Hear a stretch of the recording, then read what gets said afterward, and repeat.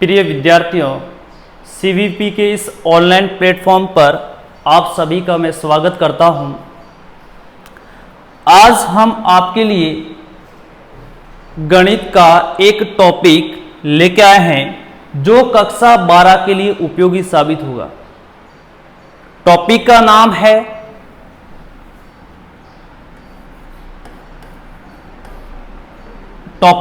होगा प्रतिलोम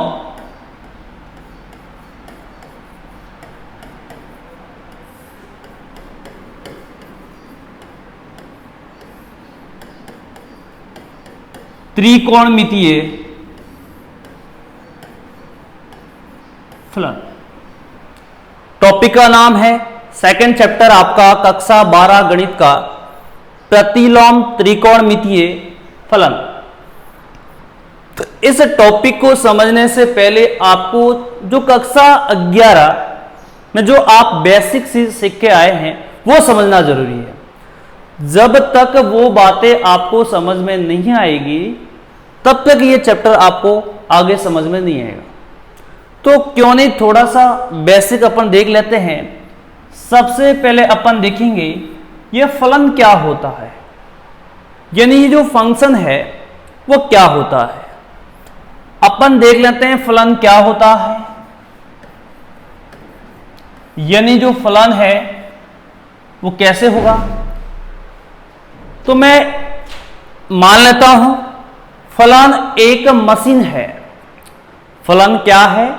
एक मशीन है जिसके अंदर आप कुछ इनपुट डालते हैं और वहां से आउटपुट निकल के आता है। तो मैंने क्या बोला? फंक्शन एक मशीन है जहां पर आप कुछ इनपुट डालते हैं तो वहां से क्या होगा? आउटपुट निकल के आएगा। ठीक है, जैसे आपने सुना होगा आटा चक्की होती है। इस आटा चक्की के अंदर क्या करते हैं? आप गेहूं को डालेंगे तो वहां से क्या आटा निकल के बाहर आ जाएगा। ठीक है, अब क्या करना है? जैसे मैंने बोला एक मैंने ये लिख दिया, यानी कि सेट आपके पास ए और ये क्या है? Set B. ये सेट ए और ये सेट बी। अब इसके अंदर आपको ये बताना है क्या ये वाला फंक्शन है। तो क्या करेंगे अपन? देखो, इसकी परिभाषा को मैं समझाता हूं। ठीक है, यानी कि सेट ए से सेट बी के अंदर आपको समझना है क्या ये वाला फलन है कि नहीं। तो फलन की डेफिनेशन अभी आपको हाथों हाथ समझ में आ जाएगी कि फलन क्या होता है। जैसे मैं मैपिंग कर रहा हूं ए से बी के अंदर, यानी कि हम चेक कर रहे हैं फंक्शन ए से बी के अंदर, हम चेक कर रहे हैं फंक्शन ए से बी के अंदर आपको चेक करना है। यहां पर मैंने कुछ एलिमेंट्स लिख दिए, 1 2 3 4 और 5। मैंने यहां पर लिख दिया A B C D E F लिख दिया।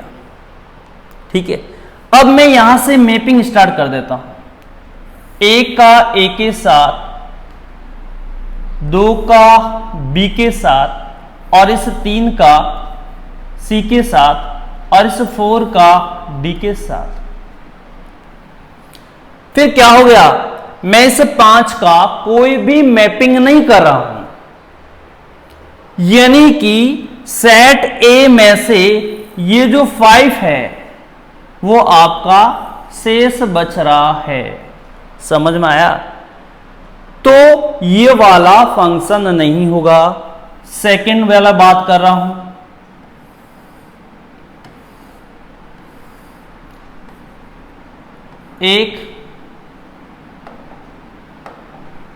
एक 2 3 4, यहां में लिख दिया ए बी सी डी ई। ठीक है, कोई भी मैं यहां पर ले सकता हूं एलिमेंट्स। ठीक है, अब मैं यहां पर कुछ चीजें आपको बताने जा रहा हूं। ए का मैंने मैपिंग कर दिया ए के साथ, 2 का कर दिया बी के साथ, और ये मैंने कर दिया सी के साथ, और इस 4 का मैंने मैपिंग कर दिया, और इस 4 का मैंने मैपिंग कर दिया ई के साथ। अरे बाप रे, ये क्या हो गया?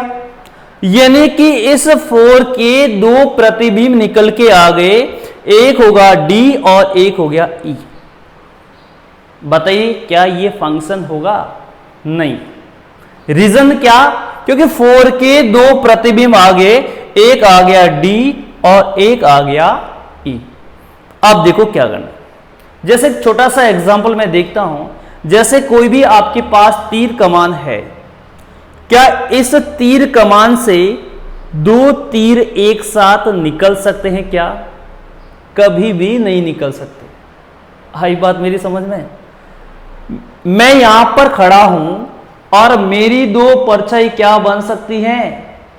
नहीं बन सकती ना। तो आपको यह समझना है, एक तीर कमान से कभी भी 2 तीर नहीं निकल सकते। मेरी 2 परछाई नहीं बन सकती। इसका मतलब जब भी आपको फंक्शन चेक करना है तो क्या करना पड़ेगा? जैसे यहां पर इस 4 के 2 प्रतिबिंब बन गए, तो वो वाला कभी भी फंक्शन नहीं होगा। ये वाला आपका फंक्शन नहीं होगा। क्या ये वाला फंक्शन है? ये वाला भी फंक्शन नहीं है। फिर डेफिनेशन की बात करते हैं। एक मैं ये वाला लेता हूं,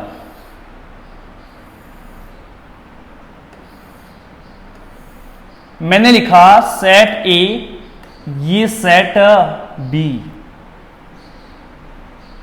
मैपिंग कर रहे हैं 1 2 3 ए बी सी डी ई। 1 का मैंने ए के साथ कर दिया, 2 का बी के साथ, 3 का सी के साथ और 4 का डी का। क्या ये वाला फंक्शन है?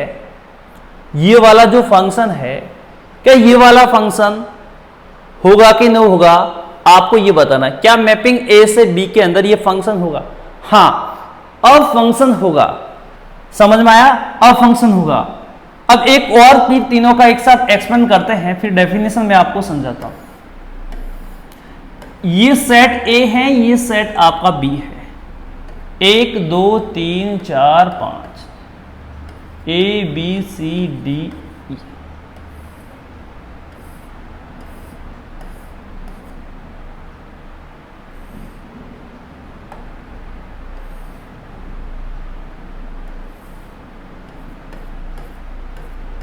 ये वाला, क्या ये वाला भी फंक्शन है? मेरा आंसर निकल के आ गया, हां सर फंक्शन है। क्या ये वाला भी फंक्शन है? मेरा आंसर निकल के आ गया, सर फंक्शन है। कैसे? तो अब मैं इसकी डेफिनेशन समझाता हूं।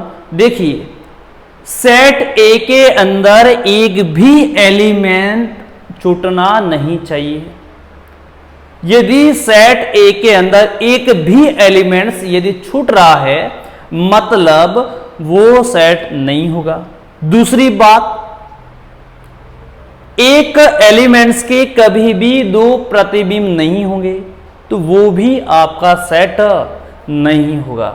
ठीक है, लेकिन ये हो सकता है सेट ए के किसी 2 एलिमेंट्स का, सेट ए के किसी 2 एलिमेंट्स का एक प्रतिबिंब हो सकता है। जैसे मैं और हमारे पास कोई और खड़ा है, यहां जैसे 2 अलग अलग तीर कमान है और इनका जो निशाना है वो एक ही है, तो क्या 2 तीर कमान से एक निशाना साध सकते हैं? हां, मेरा जवाब होगा हां। तो ये वाला फंक्शन होगा। लेकिन अब इन फंक्शन के टाइप क्या क्या होंगे वो मैं अभी आपको समझा दूं। तो पहली बात, फर्स्ट रिजल्ट निकल के आ गया, एलिमेंट्स ए का कोई भी एलिमेंट्स नहीं छूटना चाहिए। सेट ए के एक एलिमेंट्स के कभी भी दो प्रतिबिंब नहीं होंगे, तो वो वाला फंक्शन कभी भी नहीं हो सकता। ये चीजें आपको समझ में आ गई। अब इनके कुछ प्रकार हैं जो आपको बताना है। जैसे ये वाला लेता हूं, ये वाला इसी एग्जाम्पल के अंदर मैं आपको बताता हूं। हाँ, अब देखो पहले, हाँ, सेट पहले फंक्शन ए से बी, ये फंक्शन देख रहे हैं अपन ए से बी के अंदर चेक कर रहे हैं। ये फंक्शन है, आपका जवाब होगा ये फंक्शन है, होगा। अब सेट ए के जितने भी एलिमेंट्स आपके पास होंगे, सेट ए के जितने भी एलिमेंट्स होंगे वो सभी आपका डोमेन कहलाएगा। क्या कहलाएगा? डोमेन कहलाएगा। ठीक है, डोमेन का मतलब होगा प्रांत। और सेट बी के जितने भी एलिमेंट्स होंगे वो कहलाएंगे कोडोमेन। और इस कोडोमेन को बोलते हैं सप्रांत। क्या बोलते हैं? सप्रांत बोलते हैं। तो समझ में आ गया। तो सेट ए के जितने भी एलिमेंट्स होंगे इन सभी को मैं डोमेन बोलूंगा। तो इसके अंदर आपको ये बताना है इसका डोमेन क्या होगा, 1 2 3 और 4। और सेट बी के जितने भी एलिमेंट्स होंगे जैसे ए बी सी डी और एफ, ये जो बातें हैं वो क्या कहलाएगी? इसका कोडोमेन। समझ में आ गया? सेट ए के एलिमेंट्स डोमेन और सेट बी के एलिमेंट्स कोडोमेन। ठीक है, अब आपको यह समझना है सेट ए के जितने भी एलिमेंट्स बी के अंदर है, तो इन सेट ए के जितने भी एलिमेंट्स बी के अंदर है और आपस में रिलेशन है। ठीक है, तो बी के अंदर से जितने भी एलिमेंट्स होंगे जिनका रिलेशन ए के साथ है। समझ में बात आ रही है क्या? यानी सेट बी के जितने भी एलिमेंट्स हैं जिनका रिलेशन सेट ए के साथ है, तो बी के उन अवयवों को मैं रेंज बोलूंगा। सिंपल भाषा में मैं समझा रहा हूं। ठीक है, तो सेट बी के जितने भी एलिमेंट्स जिनका संबंध ए के साथ है, तो उन बी में से उन एलिमेंट्स को मैं रेंज दूंगा। तो बताइए इसकी जो रेंज है ए बी सी और डी, तो ये समझ में आपको आ गया। ठीक है, रेंज क्या होती है, डोमेन क्या होता है, कोडोमेन क्या होगा, क्योंकि इस चैप्टर के अंदर बहुत ज्यादा इसकी आवश्यकता पड़ेगी। यहां तक आपको बातें मेरी समझ में आ रही है। ठीक है, अब फंक्शन की मैं डेफिनेशन आपको समझाता हूं। मैंने आपको यह बताया था, अब आपको इसकी डेफिनेशन भी आपको समझ में आ गई होगी। मतलब मैं ऐसे बोल सकता हूं, सेट ए से सेट बी के अंदर, सेट ए से सेट बी के अंदर ए के प्रत्येक अवयव का, देखो एक शब्द आ रहा है, सेट ए के प्रत्येक अवयव का सेट बी के साथ अद्वितीय प्रतिबिंब हो तो उसे सेट बोलते हैं। सेट ए के प्रत्येक अवयव का है क्या, है क्या, है क्या, है क्या, है ना? सेट ए के प्रत्येक अवयव का सेट बी के साथ क्या है? अद्वितीय प्रतिबिंब होना चाहिए। जो मैंने एक आपको ये समझाया था, ये वाला एग्जाम्पल, सेट ए है बी है, जैसे 1 2 3 है, ए बी सी डी और ई है। इसके अंदर क्या है? ये है, ऐसे हो गया। सेट ए के प्रत्येक अवयव का सेट बी के साथ ई है। हाँ, सेट ए के प्रत्येक अवयव का सेट बी के साथ संबंध तो है, लेकिन क्या है? अद्वितीय नहीं है। यहां पर बी के साथ भी है, सी के साथ भी, मतलब केवल एक के साथ संबंध होगा तो वो वाला आपका फलन कहलाएगा। तो समझ में आपको डेफिनेशन, फलन की डेफिनेशन क्या होती है, वो बातें आपको समझ में आ गई।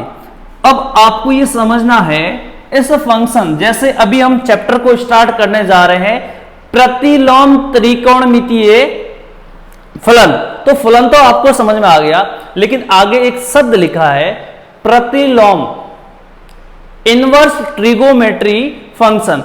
अब ये वाला क्या है वो आपको समझना पड़ेगा। चैप्टर का नाम था आपका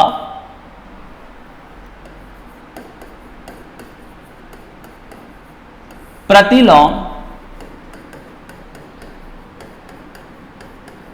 त्रिकोणमितीय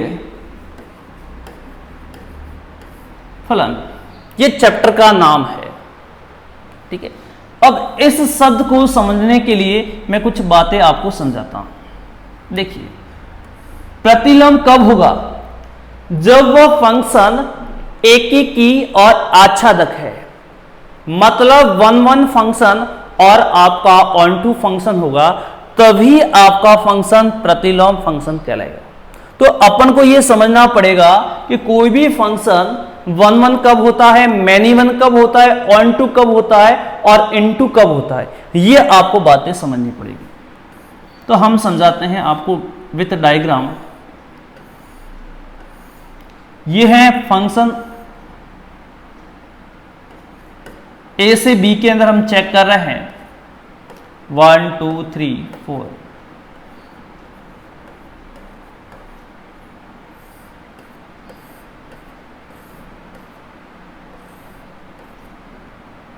ठीक है, ये वाला एलिमेंट्स में नहीं ले रहा, ठीक है। हाँ, यानी सेट ए के प्रत्येक अवयव का सेट बी के केवल एक से ही हो रहा है। देखो, केवल एक से ही हो रहा है, एक से हो रहा है, तो उसको बोलते हैं 1-1 फंक्शन। क्या बोलूंगा मैं इसको? 1-1 फंक्शन। एक एक ही फलन, जैसे मैं यहां पर ले रहा हूं, ये ए है, ये आपका सेट बी है,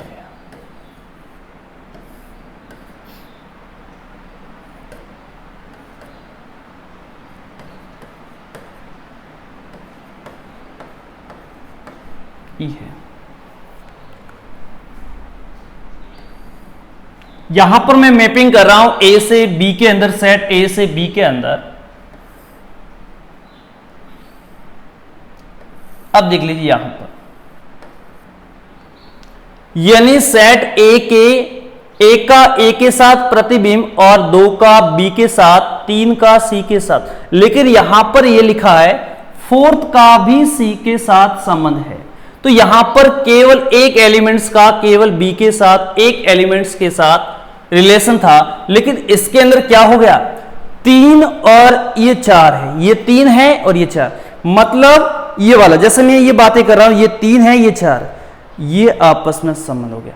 मतलब 2 का एक के साथ संबंध आ रहा है, 2 का एक के साथ संबंध आ रहा है, इसको बोलते। देखो मैनी, यहां पर मैनी है, मैनी के साथ 1 आ रहा, यानी मैं इसको बोलूंगा मैनी वन फंक्शन। क्या बोलूंगा इसको? Many one function.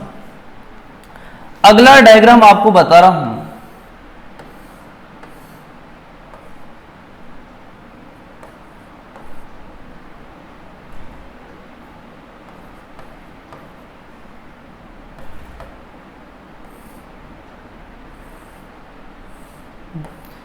पहले मेरे को यह बताना है क्या ये वाला फंक्शन है।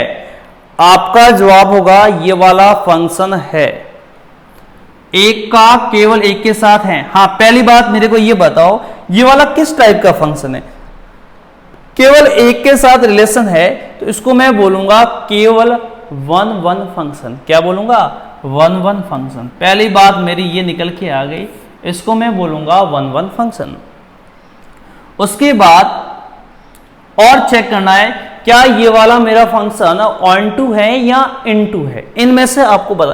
तो मैंने आपको ये समझाया है, यदि बी में से एक भी एलिमेंट्स सेट ए में से सेट बी में, देख रहे अपन फंक्शन को चेक कर रहे, तो बी वाले एलिमेंट्स क्या कहलाएंगे? आपके कोडोमेन कहलाएंगे। क्या कहलाएंगे? कोडोमेन।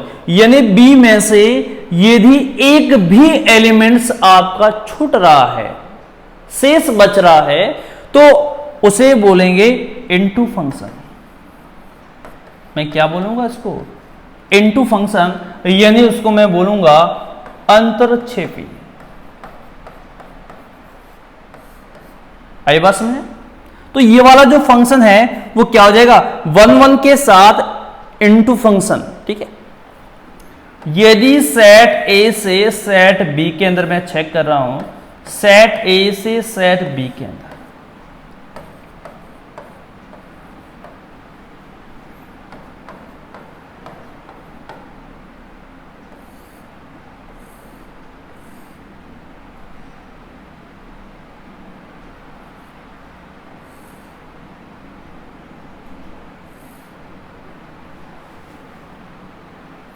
ठीक है, ये वाला देखो, सबसे पहले मेरे को ये बताना है ए के प्रत्येक अवयव का बी के साथ, पहली बात तो ये फंक्शन है। अब एक का केवल एक के साथ संबंध आ रहा है, मतलब ये पहली बात तो है आपका 1 फंक्शन। कौन सा फंक्शन है आपका? 1 फंक्शन है, और बी में से एक भी एलिमेंट्स, यानी बी में से एक भी एलिमेंट्स आपका शेष नहीं बच रहा है। मतलब मैं ऐसे आपको बता सकता हूं, इसकी जो कोडोमेन है, देखो बी के जितने भी एलिमेंट्स होंगे वो आपके कोडोमेन कहलाएंगे। तो बी के जितने भी एलिमेंट्स हैं, यानी इसके जो कोडोमेन होगा वो रेंज के इक्वल है, यही बताया था। यानी कि इसके कोडोमेन के जितने भी एलिमेंट्स हैं, यदि रेंज के इक्वल हो जाए तो क्या इक्वल है? एक भी एलिमेंट्स क्या छूट रहा है? नहीं। तो ये हो जाएगा आपका ऑनटू फंक्शन। क्या कहलाएगा? Onto function. यानी इसको मैं बोलूंगा एक की आच्छादक, ये हो जाएगा आपका आच्छादक। ठीक है, ये समझ में आ गया। अब इसके अंदर यदि मैं चेक करता हूं तो देखो, पहली बात तो ये वाला फंक्शन आपका मैनी वन फंक्शन है। हाँ। क्या एक भी ये एलिमेंट्स आपके नहीं है? क्या एक भी एलिमेंट्स बी के अंदर छूट रहा है? नहीं। आपका जवाब होगा नहीं। यदि बी में से एक भी एलिमेंट्स आपका यदि छूट रहा है, मतलब ये वाला आपका ऑनटू फंक्शन होगा। समझ में आया? तो पहले एक फटाफट अपन रिवीजन के रूप में इसको देख लेते हैं। तो क्या करना है, यानी एक के केवल एक के साथ संबंध हो, इसी में 1 फंक्शन बोलूंगा। यदि दो एलिमेंट्स का एक के साथ संबंध है तो उसे मैं मैनी वन फंक्शन बोलूंगा। यदि बी में से एक भी आपका एलिमेंट्स छूट रहा है तो उसे मैं इनटू फंक्शन बोलूंगा। और यदि बी में से एक भी आपका एलिमेंट्स छूट नहीं रहा है, मतलब ये हो गया इसकी रेंज और कोडोमेन यदि इक्वल हो गई तो उसे मैं क्या बोलूंगा? बोलो, उसे मैं क्या बोलूंगा? आच्छादक बोलूंगा। ठीक है, तो ये आपको समझना है। तो इसने ये लिखा है प्रतिलोम त्रिकोणमितीय फंक्शन, यानी प्रतिलोमी फंक्शन कब होता है? इनवर्स फंक्शन कब होता है? जब फंक्शन 1 हो और ऑनटू फंक्शन हो। मतलब एकेकी और आच्छादक फंक्शन आपका प्रतिलोम फंक्शन कहलाता है। ठीक है, और प्रतिलोम फंक्शन का एक टाइप दे रखा है प्रतिलोम त्रिकोणमितीय फंक्शन। अब आपको समझ में आ गया इनवर्स फंक्शन कब होता है? 1 और ऑनटू फंक्शन। एक एक की आच्छादक होगा तभी होगा, बाकी नहीं होगा। ये बातें आपको समझ में आ गई। इसके साथ लिखा था, इसके साथ एक बात और लिखी थी। क्या लिखी थी? त्रिकोणमितीय। अब त्रिकोणमिति जो आपने क्या बोलते हैं 11th क्लास में पढ़ के आए हैं, उसका थोड़ा मैं एक्सप्लेन कर लेता, क्योंकि हमारे एक्सरसाइज के अंदर इसकी आवश्यकता पड़ेगी। वहां पर लिखा होगा साइन इनवर्स 1 की वैल्यू कितनी होगी, तो वहां पर आपको ये समझना जरूरी है। तो 11th का थोड़ा सा मैं यहां पर रिवीजन करवा देता हूं कि आपको वैल्यू कैसे फाइंड आउट करनी है। 10th क्लास तक केवल आप 0 से 90 डिग्री तक ही वैल्यू देख के आए हैं, लेकिन यहां पर आपको किसी का भी पूछ सकते हैं। देखिए मैं यहां पर थोड़ा सा और आपको रिकॉल करवाता हूं। देखो ये आपका फर्स्ट क्वाड्रेंट है, ये आपका सेकंड क्वाड्रेंट है, ये आपका थर्ड क्वाड्रेंट है और ये आपका फोर्थ क्वाड्रेंट है। फर्स्ट सेकंड थर्ड, इसके अंदर केवल आप 90 डिग्री यानी 0 और 90 के बीच में बात करूंगा, 0 और 90 के बीच में बात करूंगा। और यहां पर यदि मैं बात करूंगा तो 90 से लेकर 180 की मैं बात करूंगा। और थर्ड क्वाड्रेंट के अंदर ये फर्स्ट क्वाड्रेंट, ये आपका सेकंड क्वाड्रेंट और ये आपका थर्ड क्वाड्रेंट और ये आपका फोर्थ क्वाड्रेंट। यहां पर हो जाएगा 180 से लेकर 270 के बीच में। यहां पर 270 से लेकर 360 डिग्री तक आपको देखना है। ठीक है, ये बातें आपको समझ में आ गई। अब देखो, अब आपको क्या करना है और बातें। यहां पर मैंने लिखा और यहां इसको एसटीसी करवा दो। क्या करवा दो? एसटीसी करवा दो, यानी ऑल एसटीसी, ऑल एसटीसी, यानी जितने भी स्टूडेंट हैं इन सभी को आप एसटीसी करवा दो। ऑल का मतलब साइन, कोस, टेन, कोट, सेक और कोसेक, ऑल आर पॉजिटिव। यानी आपसे कोई पूछे कि फर्स्ट क्वाड्रेंट के अंदर कौन कौन पॉजिटिव रहते हैं, तो आपका जवाब होगा ऑल आर पॉजिटिव। अब इस सेकेंड क्वाड्रेंट के अंदर साइन, एस फॉर साइन, और साइन का जस्ट उल्टा होगा कोसेक। तो साइन और कोसेक आपका पॉजिटिव रहेगा। तो जो अदर्स हैं आपके फोर्थ हैं वो क्या रह जाएंगे? नेगेटिव। अब यदि मैं थर्ड क्वाड्रेंट की बात कर रहा हूं तो इस थर्ड क्वाड्रेंट के अंदर T फॉर 10 और 10 का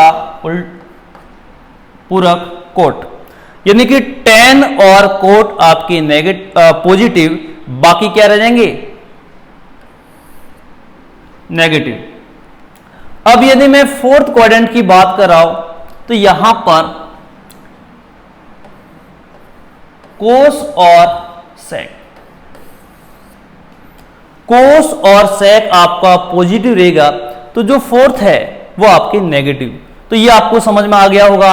यानी फर्स्ट क्वाड्रेंट के अंदर all are positive, second quadrant के अंदर साइन और कोसेक आपके पॉजिटिव बाकी नेगेटिव, थर्ड क्वाड्रेंट के अंदर टेन और कोट आपके पॉजिटिव बाकी नेगेटिव, और फोर्थ क्वाड्रेंट के अंदर कोस और सेक आपके पॉजिटिव बाकी क्या रह जाएंगे?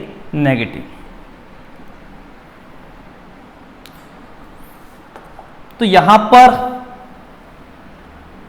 कुछ फॉर्मूले हैं वो मैं आपको समझा देता हूं जिसकी आपको आवश्यकता है।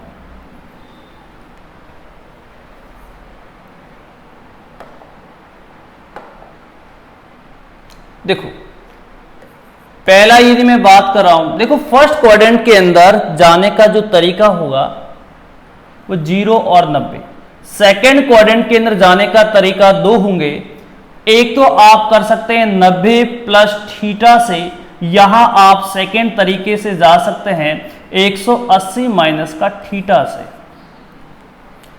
और थर्ड क्वाड्रेंट के अंदर जाने का तरीका होगा या तो आप 180 प्लस थीटा कर दो, यहां आप कर दीजिए 270 माइनस का थीटा। फोर्थ क्वाड्रेंट के अंदर जाने का तरीका होगा यहां तो 270 प्लस थीटा कर लीजिए या 360 माइनस का थीटा कर लीजिए। यहां पर जाने के आपके दो तरीके होंगे। यह समझ में आपको आ गया होगा। एक बात नोट करके, और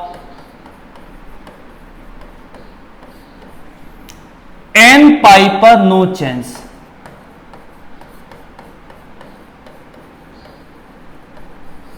यानी n पाई का मतलब, n का मतलब आपका कोई भी इंटीजर्स हो सकता है, n belongs to any integers. n की वैल्यू आपने कुछ भी रखी, जैसे 1 2 0 -1 -2, आप कुछ भी वैल्यू यहां पुटअप कर सकते हैं। सेकेंड बात होगी 2n+1 पाई बटा 2 पर आपको चेंज करना है। अब ये चेंज कैसे करना है वो आपको यहां पर समझ में आएगा। तो पहली बात ये हो गई n पाई पर नो चेंज, और 2n+1 पाई बटा 2 पर आपको चेंज करना। अब ये चेंज करने का जो तरीका होगा वो क्या होगा, ये अपने पूरक कोण के अंदर चेंज हो जाएंगे। जैसे साइन और कोस आपस में पूरक होंगे, टेन और कोट आपस में पूरक होंगे, और सेक और कोसेक आपस में पूरक होंगे।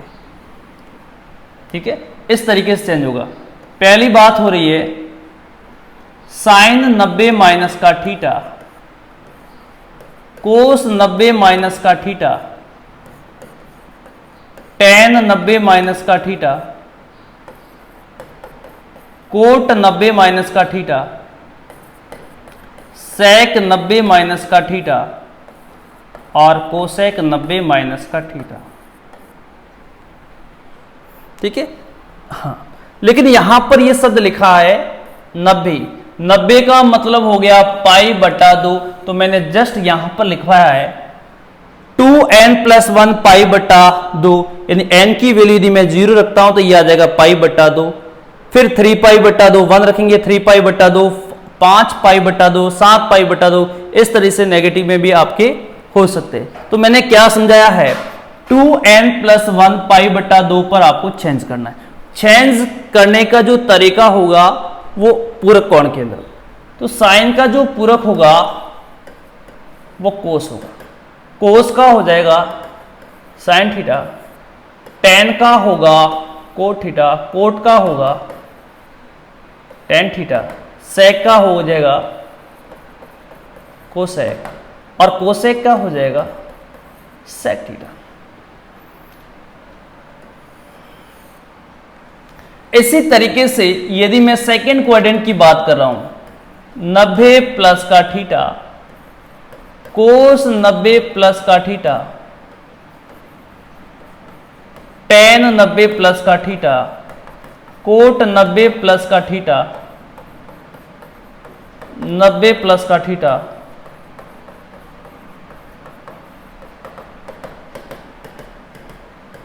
पहली बात तो आपको यह समझना पड़ेगा, मैंने यहां पर आपको लिखवाया था सेकेंड क्वाड्रेंट के अंदर साइन और कोसेक पॉजिटिव रहते हैं, ये पॉजिटिव और ये वाला आपका पॉजिटिव, तो बाकी क्या रह जाएंगे आपके नेगेटिव।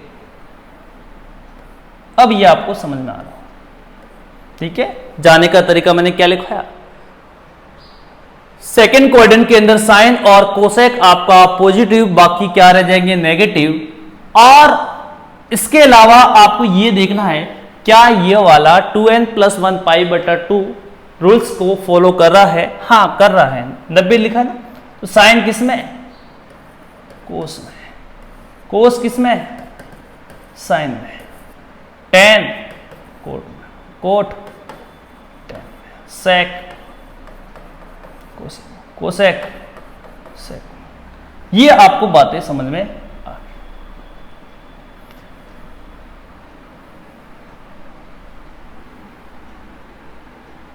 एक अब इसमें जाने का तरीका सेकंड और हो सकता था, वो था साइन, अभी मैंने बताया था 180 माइनस थीटा से भी आप जा सकते थे सेकंड क्वाड्रेंट के अंदर।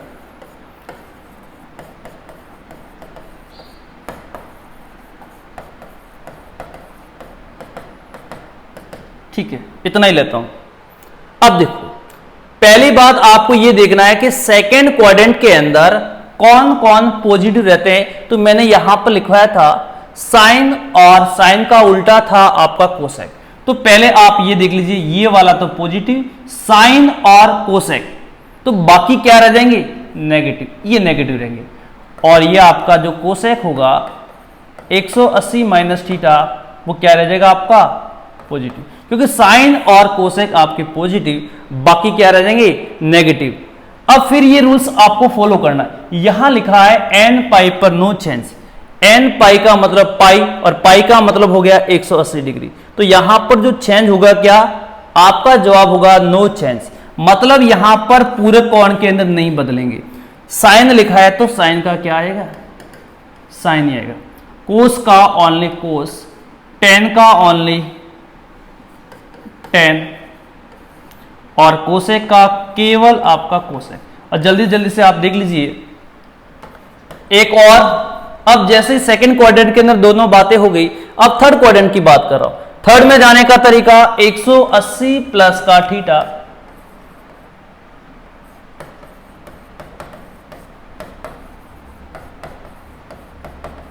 ठीक है, तीन तीन बातें मैं ले रहा हूं बस। अब देखो पहली बात आपको यह देखना है कि थर्ड क्वाड्रेंट के अंदर, देखो थर्ड क्वाड्रेंट के अंदर टेन और कोट आपके पॉजिटिव रहेंगे तो बाकी क्या रह जाएंगे नेगेटिव। टेन और कोट को ही आपको नेगेटिव रखना है, ये नेगेटिव तो बाकी क्या रह जाएंगे, सॉरी ये उल्टा हो गया, टेन को पॉजिटिव बाकी को क्या करना है, यानी इसके अंदर टेन और कोट ये पॉजिटिव तो ये क्या रह जाएंगे आपके नेगेटिव। ठीक है, आपको थर्ड क्वाड्रेंट के अंदर टेन और कोट आपके पॉजिटिव, बाकी क्या रह जाएंगे नेगेटिव। फिर आपको क्या करना है, एन पाई वाला रूल्स आपको चेक करना है। एन पाई का मतलब पाई, मतलब यहां पर क्या हो जाएगा आपके लिए नो चेंज, तो साइन का क्या आएगा साइन, कोस का कोस और टेन का टेन। एक और तरीका होगा सेकंड क्वाड्रेंट के अंदर जाने का तरीका 270 माइनस का थीटा, यानी कि साइन 270 माइनस का थीटा। ठीक है, अब 270 माइनस का थीटा ये भी आपका अभी तक थर्ड क्वाड्रेंट के अंदर है, तो थर्ड क्वाड्रेंट के अंदर टेन और कोट आपके पॉजिटिव, बाकी क्या नेगेटिव। इसका मतलब थर्ड क्वाड्रेंट के अंदर टेन आपका पॉजिटिव तो बाकी क्या रह जाएंगे नेगेटिव। क्या 270 का मतलब होता है 3 पाई बटा 2, ये भी इस नियम को फॉलो कर रहा है। एन की वैल्यू आप 1 रखेंगे तो ये हो जाएगा 3 पाई बटा 2, यानी कि मैंने क्या लिखा है 2n प्लस 1 पाई बटा 2 पर आपका चेंज होगा। चेंज करने का तरीका पूर्व कोण के अंदर साइन का हो जाएगा कोस, कोस का हो जाएगा साइन, टेन का कोट। अब बस लास्ट है आपका फोर्थ क्वाड्रेंट के अंदर जाने का तरीका। अब देखो फोर्थ क्वाड्रेंट के अंदर जाने का तरीका हो जाएगा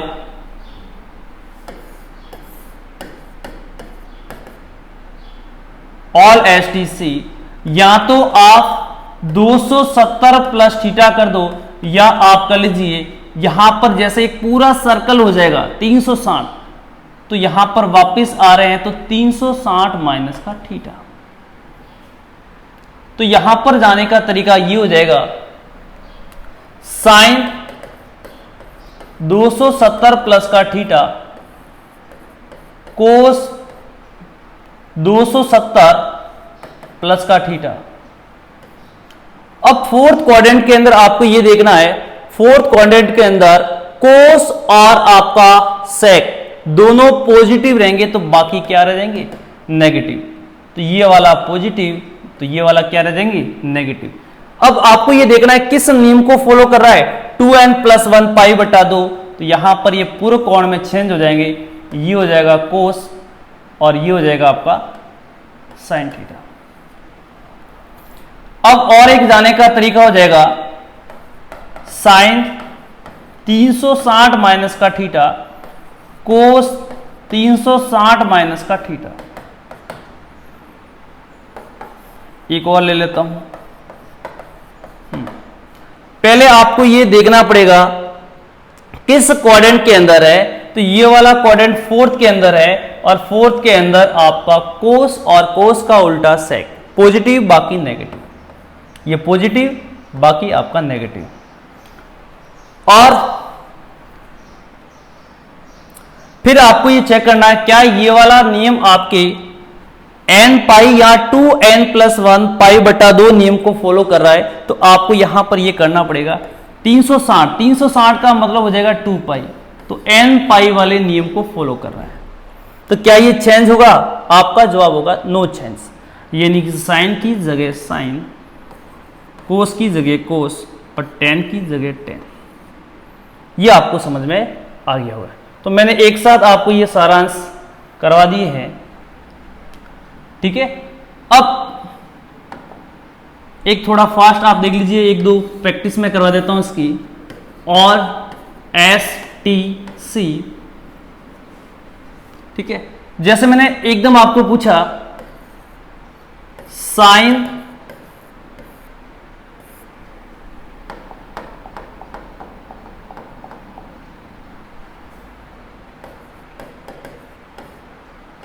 -180 का थीटा, तो क्या होगा?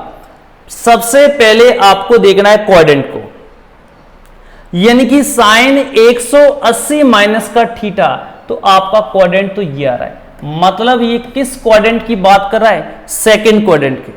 फिर आपको इसका सिंबल देखना है, यहां पर सेकंड क्वाड्रेंट के अंदर जो साइन होगा और कोसेक पॉजिटिव है, तो ये आपका जो हो जाएगा पॉजिटिव। फिर आपको देखना है क्या ये वाला n पाई रूल्स या 2n+1 रूल्स को फॉलो कर रहा है। तो ये वाला नियम 180 है, मतलब पाई है। पाई वाले नियम को फॉलो कर रहा है, इसका मतलब यहां पर आपका नो चेंज होगा, साइन की जगह आपका साइन है। एक दो क्वेश्चंस करवा देता हूं जल्दी से, एग्जाम्पल आपको समझ में। इसके सवाल किस टाइप से आपके बन सकते हैं? जैसे मैंने बोला साइन 120 डिग्री का मान क्या होगा? साइन 120 डिग्री का मान क्या होगा? अब देखो साइन 120 है, सबसे पहले यहां पर देखना है थीटा की वैल्यू 120 डिग्री है, तो ये किस क्वाड्रेंट की बात कर रहा है? ये बात कर रहा है सेकंड क्वाड्रेंट के अंदर, क्योंकि 90 और 180 के बीच में सेकंड क्वाड्रेंट है। अब 120 को आप दो तरीके से लिख सकते हैं। यहां तो आप करेंगे, यहां पर जाने के दो तरीके होंगे, या तो आप 90 प्लस थीटा से कर सकते हैं, यहां आप कर सकते हैं 180 माइनस थीटा से। यानी ये कर दिया मैंने 90 प्लस का थीटा से, यदि मैं करना चाहूं तो यहां पर मैंने कर दिया 30 डिग्री, ठीक है। क्या हो गया? 30 डिग्री हो गया। अब 90 प्लस 30 है। अब देखो सेकंड क्वाड्रेंट के अंदर, सेकंड क्वाड्रेंट के अंदर आपका जो साइन होगा वो पॉजिटिव रहेगा। हो गया, सिंबल का हो गया। अब उसके बाद आपको देखना है, हाँ n पाई पर चेंज हो रहा है कि नहीं हो रहा है? हाँ, यहां पर n पाई पर आपका नो चेंज नहीं है, यहां पर 2n+1 नियम को फॉलो कर रहा है। हाँ चेंज होगा, किसमें? इसके पूरक कोण में। अब ये थीटा आपका आ जाएगा 30 डिग्री। अब कोस 30 की वैल्यू आप जानते हैं √3/2 होगा। आ गया समझ में? इसी तरीके से यदि मैं बात करूं सेकंड क्वाड्रेंट के अंदर जाने का तरीका इसी का ही होगा। 180 माइनस का थीटा, 180 माइनस का थीटा से जा रहा हूं तो वो किस तरीके से होगा? 120 को लिखना है, तो मैं कर देता हूं इसमें से 60 डिग्री माइनस, हो गया 120 डिग्री। अब पहले आपको देखना है सेकंड क्वाड्रेंट के अंदर है तो ये रहेगा आपका पॉजिटिव। फिर देखना है आपको n पाई वाला रूल्स, क्या n पाई वाला रूल्स को फॉलो कर रहा है क्या? यहां पर साइन लिख दीजिए। क्या ये n पाई वाले रूल्स को फॉलो कर रहा है? तो आपका जवाब होगा सर n पाई वाले नेम्स को फॉलो कर रहा है, तो आपका जवाब होगा नो चेंज। यानी ये हो जाएगा साइन की जगह साइन और ये थीटा लिख दिया। अब साइन 60 की वैल्यू हो जाएगी √3/2। आपका जवाब हो जाएगा √3/2। इसी तरीके से कुछ एग्जाम्पल आपको देता हूं जो आप घर जाके सॉल्व कर सकते हैं। फिर अपन नेक्स्ट क्लास के अंदर इनको, और जो इसके जो ग्राफ है अब हम सीखेंगे, इसके जो नेक्स्ट क्लास के अंदर है साइन एक्स का ग्राफ कैसे होता है, कोस एक्स का ग्राफ कैसे होता है, टेन का कैसे होते हैं, अब इसको आप किस तरीके से सॉल्व करते हैं, फिर इसकी जो एक्सरसाइज है उसको अपन देखेंगे। ठीक है, तो कुछ एग्जाम्पल आपके लिख दीजिए आपके लिए, जो आप होमवर्क के अंदर करेंगे। साइन 150 डिग्री, कोस 300 डिग्री। पहला एग्जांपल घर से करके लाएंगे, साइन 120 डिग्री, दूसरा कोस 300 डिग्री। ठीक है, और लिख दीजिए tan